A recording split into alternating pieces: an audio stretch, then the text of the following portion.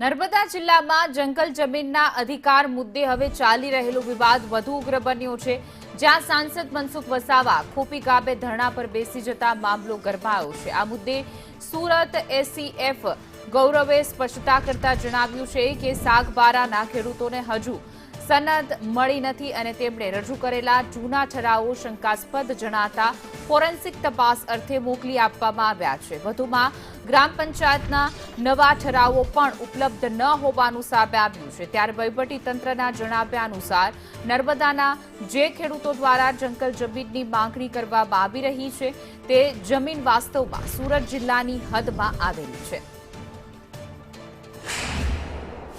इस केस में ऐसा है कि जो उमरपाड़ा ज़िला के लोग हैं और पर्टिकुलरली ये जो यहाँ के गांव लगते हैं, वहाँ के गांव वालों का हमारे पास अर्जी आया है कि हमने ऐसा कोई ठहराव नहीं दिया है जिसमें ये मेंशन किया हुआ है कि सागबारा के लोग उमरपाड़ा के गांव की ज़मीन पे आके खिडान कर सकते हैं। तो मुद्दा सारा यही है क्योंकि ये एक सरहद वाला इलाका है। थोड़े से आगे डिस्टेंस पे नर्मदा ज़िला है और अभी हम जहाँ खड़े हैं ये सूरत ज़िला है। तो ये भी आदिवासी विस्तार है, वो भी आदिवासी विस्तार है और हम जो आदिवासी एक्ट है, ये FRA एक्ट, उसके मुताबिक हम लोग काम कर रहे हैं।